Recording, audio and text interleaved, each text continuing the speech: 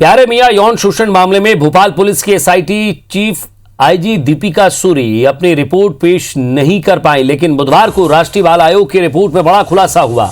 राष्ट्रीय बाल आयोग ने यह रिपोर्ट प्रदेश पुलिस के मुखिया डीजीपी विवेक जौहरी को भी भेजी है, जिसमें उल्लेख किया गया है कि शेल्टर होम में पीड़ित लड़कियों के साथ अच्छा व्यवहार नहीं होता था, उन्हें मानसिक प्रताड़ित किया जाता था। शेल्टर होम में पहले से रह रही लड़कियां भी प्यारे मियां मामले से जुड़ी पीड़ित लड़कियों को ताने मारती थी, उनके साथ गलत व्यवहार करती थी।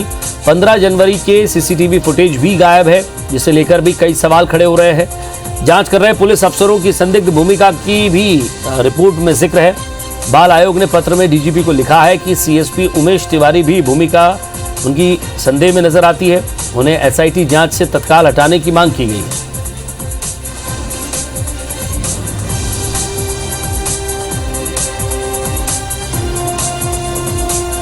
प्यारे मियां के ऊपर और प्यारे मियां के घर के सदस्यों के ऊपर बच्चों से बाल श्रमिक के रूप में काम करवाने के मुकदमे कायम नहीं हुए हैं, वो मुकदमे कायम होने चाहिए। बच्चों को मुआवजा मिलना चाहिए, बच्चों को बैक वेजेस मिलना चाहिए और बच्चों के इंडिविजुअल केयर प्लान और सोशल इन्वेस्टिगेशन रिपोर्ट, जो कि दुर्भाग्य से अभी तक नहीं मिल पाए हैं, वो बनना चाहिए, जिसको की गंभीरता से लिया जाना चाहिए। दोषी अधिकारियों के विरुद्ध सख्त कार्रवाई होनी चाहिए। सत्येंद्र सिंह भदौरिया हमारे संवाददाता हमारे साथ जुड़ रहे हैं। सत्येंद्र, इस पूरे मामले में पुलिस अपनी रिपोर्ट पेश नहीं कर पाई है, एसआईटी गठित की गई थी, उसकी क्या रिपोर्ट है, लेकिन राष्ट्रीय बाल आयोग ने अपनी रिपोर्ट दी है। अपनी रिपोर्ट में साफ तौर पर उसने पुलिस प्रशासन के कुछ अफसरों पर संदेह भी व्यक्त किया है।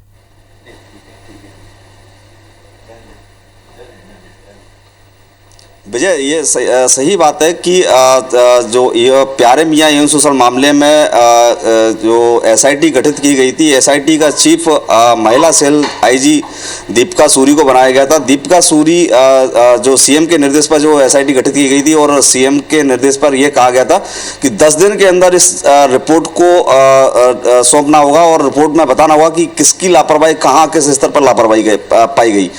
लेकिन 10 दिन तो दूर, आज 1.5 महीना होने को है। 1.5 महीने बाद भी जो एसआईटी जो चीफ हैं दीपिका सूरी, वो उस रिपोर्ट को सबमिट नहीं कर पाई और ना ही डीजीपी उस रिपोर्ट को गृह विभाग को सौंप पाए हैं।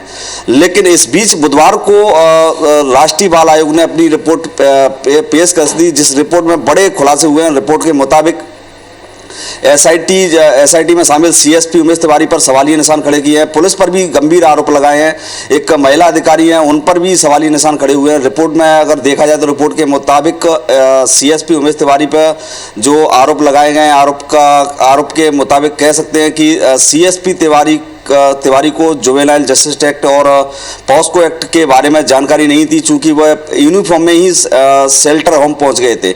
इसके अलावा एक सबसे बड़ा सवाल है जो राष्ट्रीय बाल आयोग की रिपोर्ट है, सबसे बड़ा जो सवालिया निशान है कि 15 जनवरी को जो सीसीटीवी फुटेज है, वो सीसीटीवी फुटेज ही गायब है।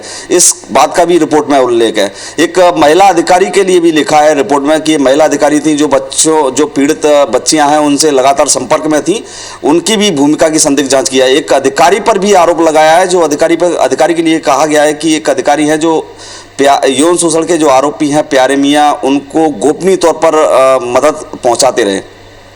इसके अलावा ये जो रिपोर्ट है, रिपोर्ट की जो चालन डायरी है, उसमें भी राष्ट्रीय बाल आयोग ने कहा है कि इसमें कई ऐसे तथ्य हैं जिन तथ्यों का